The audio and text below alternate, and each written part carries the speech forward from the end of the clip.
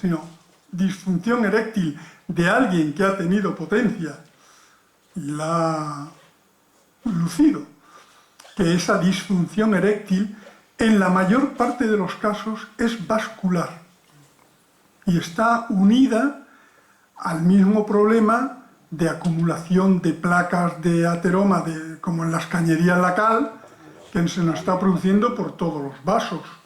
La prueba es que se venden en el mundo millones de medicamentos que empezaron por la Viagra y ahora ya hay el Cialis, el Levitra y un montón de esos, donde te tomas esta pastillita que tiene la cosa de producir vasodilatación y por lo tanto permitir que la sangre llene como debe hacer a presión los senos cavernosos,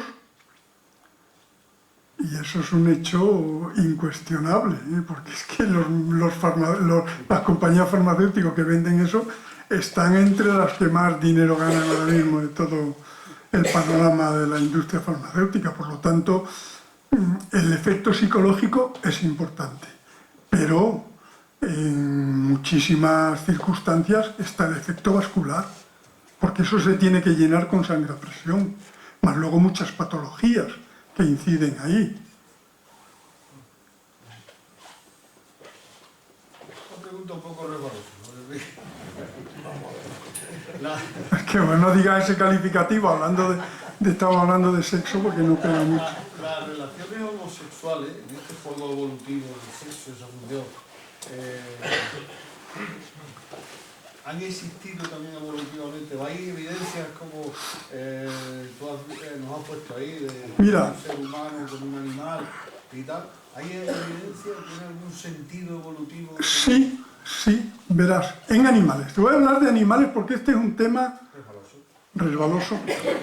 Te voy a decir una cosa que quizás no lo sepas, tema al cual durante 4 o 5 años de mi vida estuve dedicado a ello por encargo, con otros más, por encargo de la Sociedad Española de Endocrinología y Nutrición, que creó una comisión más que nada para estudiar la transexualidad, porque un transexual gastaba en aquel entonces de 30 a 40 millones de pesetas en convertirse en lo que él quería, si era hombre o mujer, pues bueno, no voy a contar.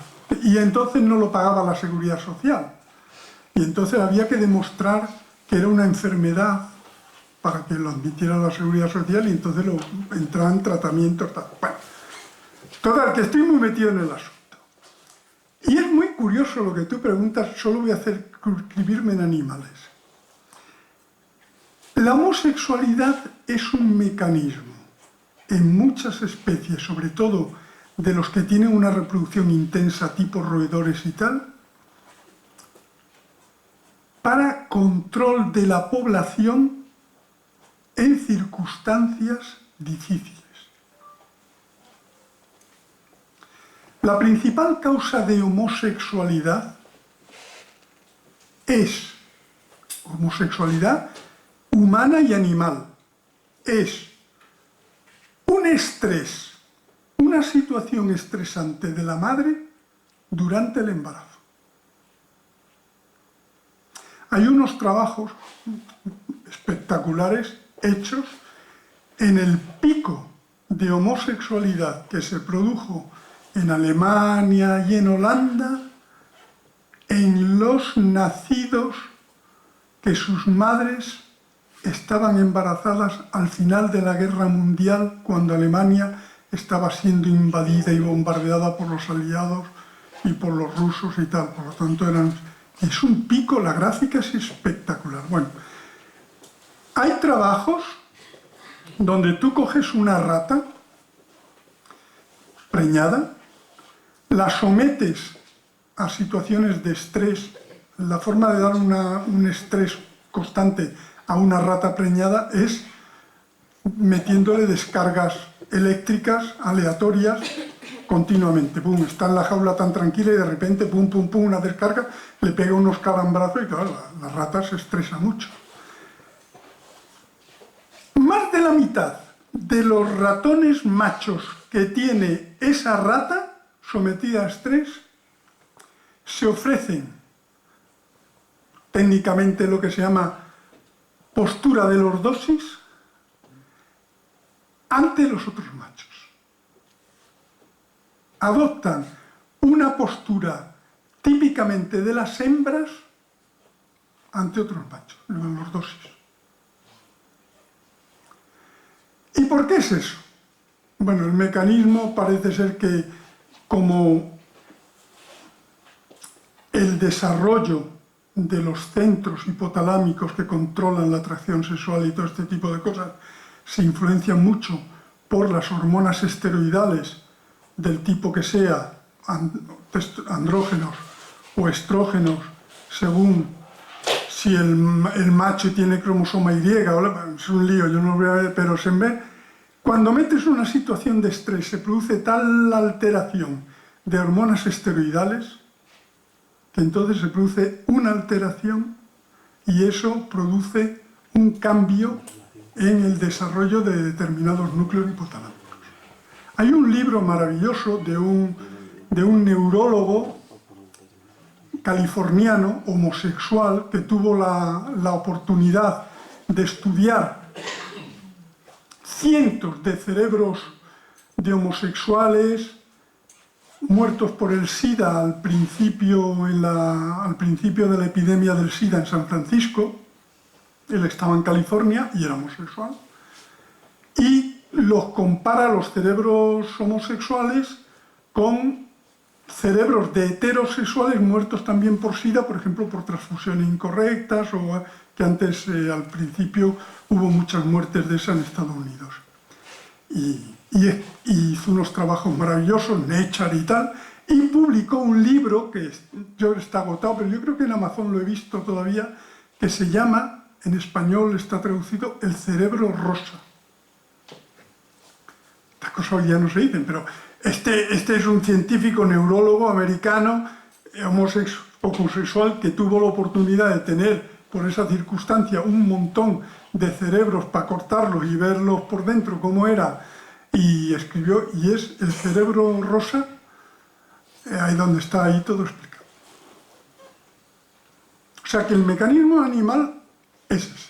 Es, si tú tienes una colonia, no sé, de roedores, de lo que sea, y tienes una situación crítica de sequía o falta de alimentación, ¿no?, que produce estrés, que produce no sé qué en la madre, genera ratoncitos que en vez de ir a buscar otras hembras, pues se ponen en los doses ofreciéndose a los otros machos.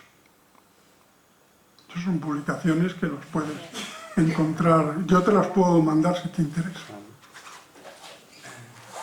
Bueno, yo llegué un poco tarde y no sé si habrás comentado algo de lo que voy a preguntar. Me gustaría preguntarte, bueno, primero felicitarte por la charla y después hacerte una pregunta técnica y después un comentario que no sé si lo voy a poder explicar. La pregunta técnica es que has hablado de que las mujeres obesas, las diosas obesas en la antigüedad, y yo que me interesa, como mucha gente de aquí sabe, el tema de la reproducción, no quiero que se lleve a lo mejor a un mensaje erróneo, ¿no? Porque nosotros, en cuanto vemos una mujer obesa y tiene problemas de reproducción, tiene problemas de fertilidad, lo primero que decimos es que tiene que perder peso, porque una de las causas por las cuales no puede conseguir embarazo es porque es obesa precisamente. Entonces, no sé si quieres hacer un comentario. Sí, es pertinente. Quiero decir, lo ideal para la reproducción es que sean gorditas. Si son muy obesas, ya es que incluso en obesidades extremas ya no es problema hormonal, es un problema ya de que incluso de accesibilidad. Tú lo sabes, ¿no? De accesibilidad. Entonces, bueno, si hay una obesidad, la obesidad inhibe la fertilidad por otros mecanismos. Pero la situación ideal, tanto en animales como en el ser humano, en la hembra, es que tenga una cierta volumen de tejido adiposo para que haya buena producción de leptina, para que aquello esté funcionando al máximo. Si se produce un adelgazamiento, que es lo que ocurre, por ejemplo, en la anorexia.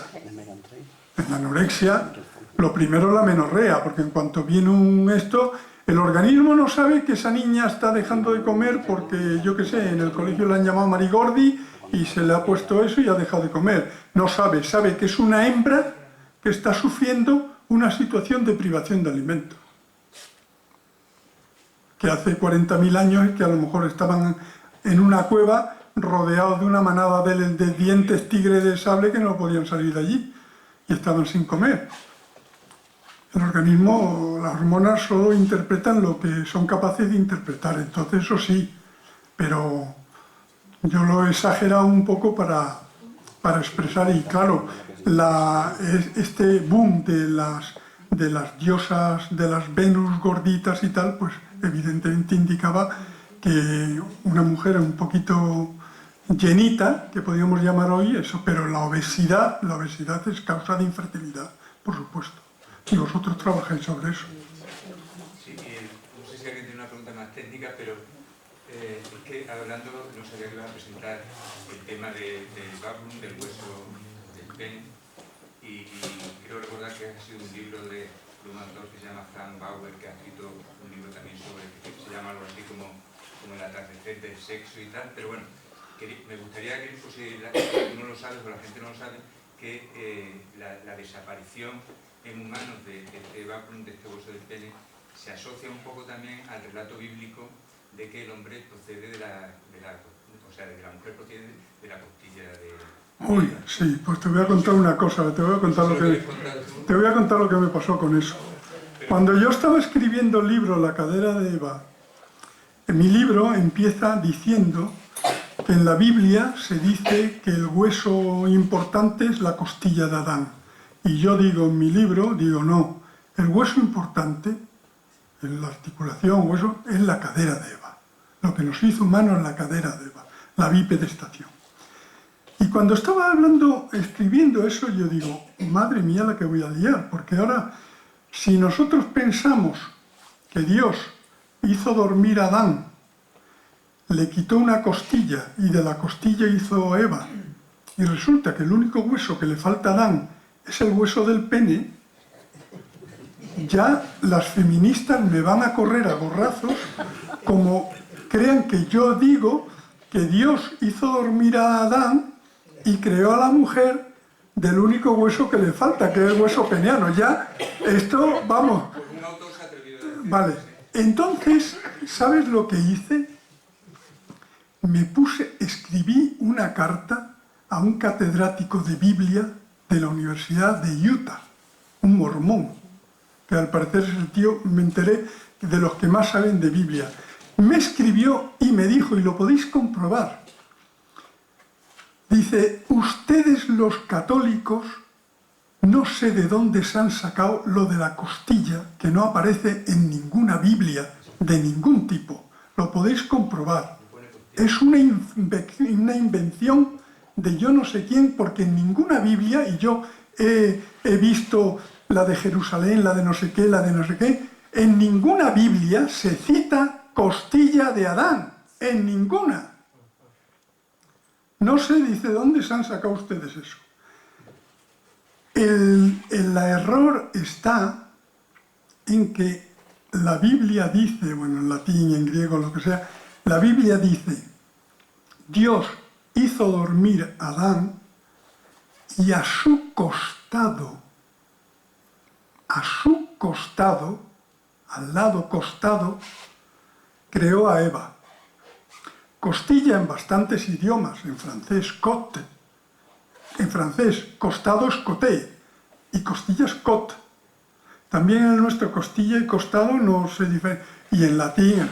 Y entonces de ahí viene la cosa, pero es, no, usted está equivocado. O sea, que ni creó Dios a la mujer, ni del pene de Adán, ni de la costilla. La hizo al lado. El libro menciona esa posibilidad, o sea, al lado, y menciona que en hebreo, en el idioma antiguo, la palabra, la traducción no es costilla, sino hueso en general. Entonces, que Dios hizo a la mujer a partir de un hueso, y como encontraban esqueletos de perros que tenían hueso en el pene, y que entraban que todos tenían hueso en el pene, y los esqueletos de hombres no tenían huesos. Sí, no, pues, yo no conocía ese libro, pero me planteé, digo yo, uy, esto como, voy a ver cómo escribo yo esto, porque me van a correr determinadas que mujeres. La verdad, la curiosidad un poco de... Felicitar al doctor Castillo, como siempre, por esta exposición. Voy a hacerle una observación y una pregunta. Ha expuesto fantásticamente el tema de la relación de la sexualidad con la evolución. Y hay un tema que es interesante, que es cómo, ahora que estamos con estos nuevos descubrimientos y que no sabemos exactamente cómo ocurrió el tema de la evolución, parece que el Sapiens tiene, estratégicamente hace una cosa muy bien, que es reducir la lactancia. O sea, parece que desde nuestros amigos los simios y los Australopithecus, parece ser que tenían una lactancia muy larga. Un orangután no tiene crías salvo cada 8 años, y algo así parecía en nuestros antepasados. Y parece que el Sapiens vence a todos aquellos que tenía alrededor, posiblemente por incrementar la tasa de reproducción, disminuyendo la lactancia de forma casi consciente. Eso es una observación. A ver, primero, de eso no hay datos paleoantropológicos, porque eso no se tiene con noticia ni de ningún tipo ni de nada. Pero lo único que hay son los estudios sobre tribus, los estudios antropológicos sobre tribus actuales que podían vivir, que se supone que vivían en condiciones, o que viven en condiciones paleolíticas. Y hay una cosa muy curiosa, que lo digo yo en mi libro porque es una cosa interesante. Fijaros, las tribus primitivas espacían los embarazos, controlan la natalidad, aumentando los años de lactancia. Pero ojo, para que la lactancia sea anovulatoria, tiene que ser una lactancia que mantenga unos niveles elevados de prolactina, que son los que inhiben el que el ovario se ponga en marcha. Eso solo se consigue cuando la succión del pezón es varias veces a la hora. Las negritas, cuando salen a trabajar, llevan al niño atado aquí delante, prácticamente lo colocan con la boca delante de la teta. Y ese niño está 3-4 veces a la hora, pega 3 o 4 chupones y deja de mamar. Cuando se mantiene ese estímulo constante, se mantienen los niveles de prolactina y es anovulatoria.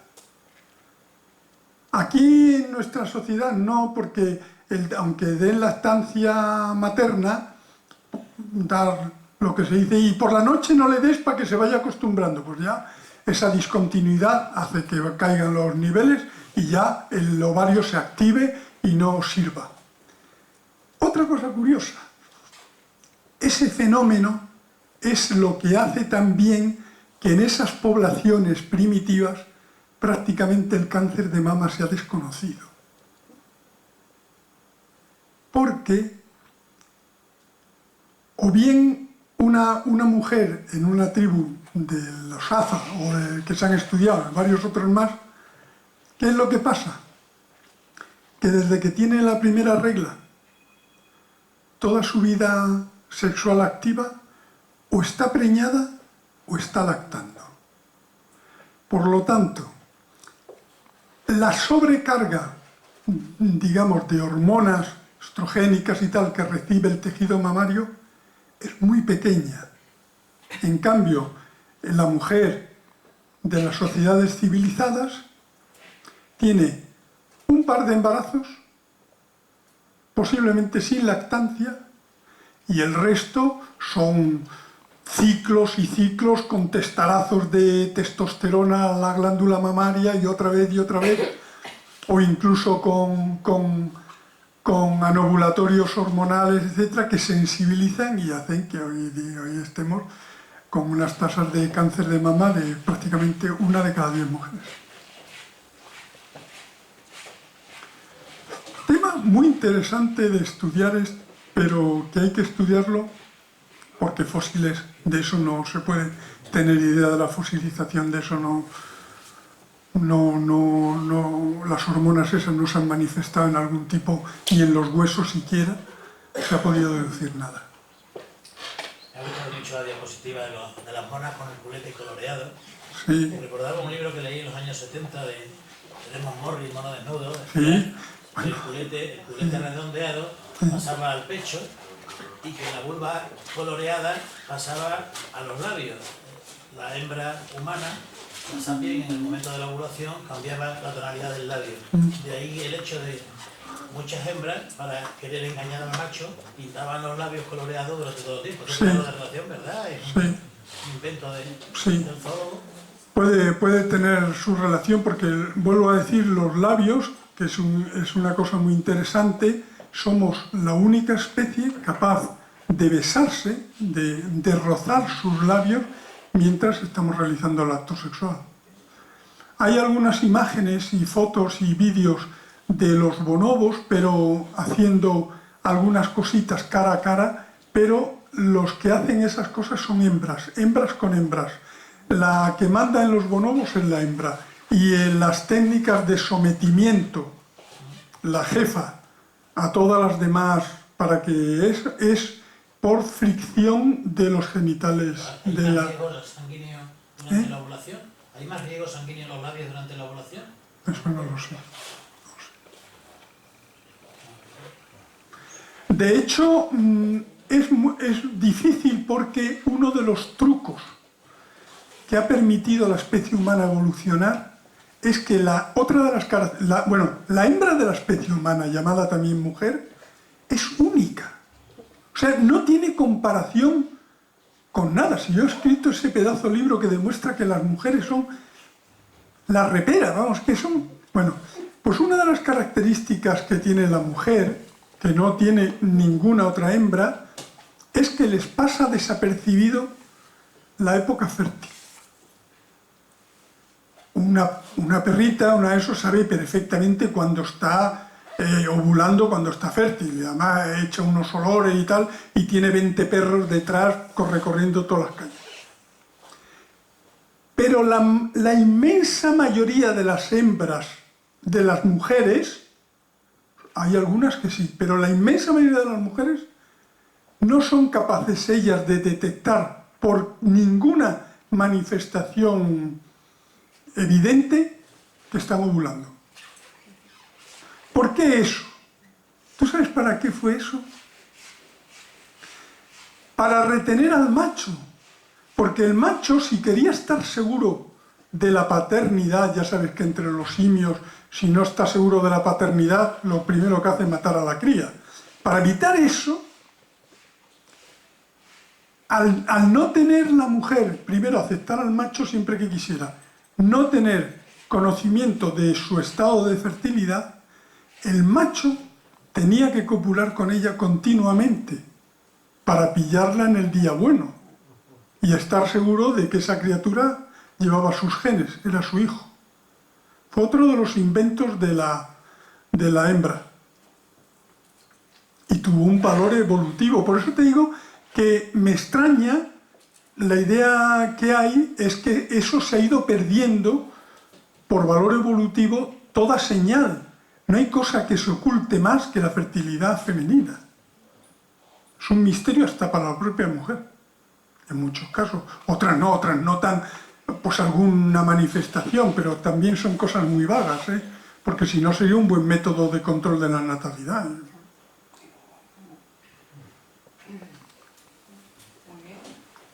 Yo voy a decir un pequeño apunte que no tiene importancia ninguna. Usted ha dicho, bueno, felicitar en primer lugar, que no hay masturbación en los animales, sí la hay. Sí la hay. Yo lo he visto en vacuno concretamente, en toros la hay totalmente. Nosotros hicimos un estudio de distintos niveles de animales enteros, animales totalmente castrados, animales semicastrados. ¿Cómo se masturba un toro? Pues pregúnteselo a él, porque yo pregúnteselo a él, pero yo lo he visto con mis propios ojos, Bueno, muchas de las conductas que, por ejemplo, tú ves una ganadería y ves algunos toros, sobre todo los toros jóvenes y tal, que montan otros toros jóvenes y tal. Pero eso, y por ejemplo entre los simios, no tienen connotaciones sexuales. Tienen más connotaciones de autoridad, de sometimiento, de supremacía de unos sobre otros, que no el contexto sexual.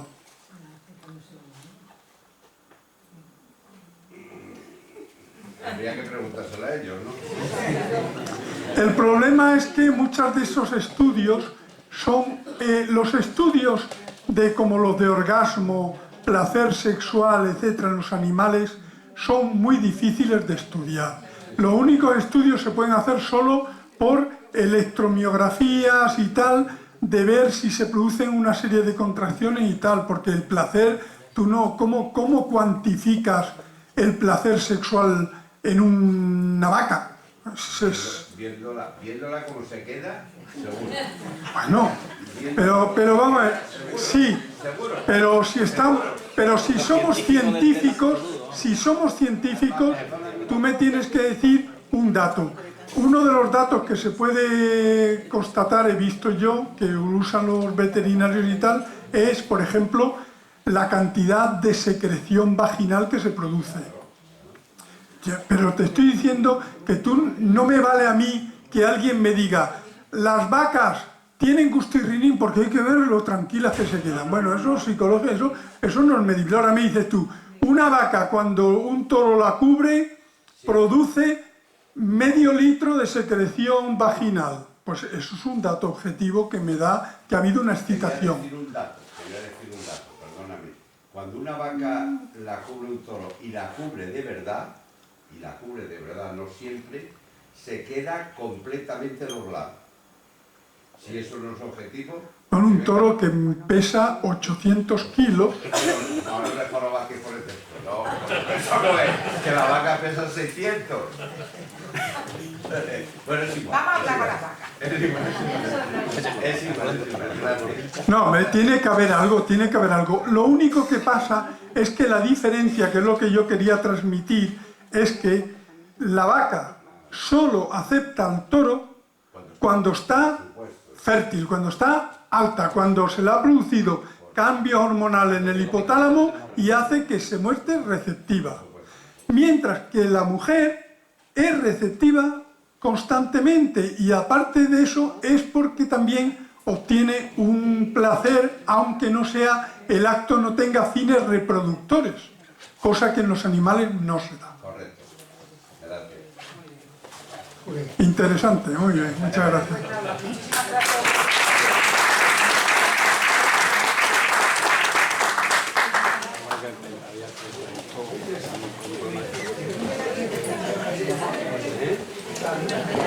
Estaba viendo los grupos, cómo abrían carros, cómo se movían, y pensaba y se interesaba, y ¿cómo sabes que es macho y hembra? Y no sabes, al final, le dice el tío de otra manera, dice no,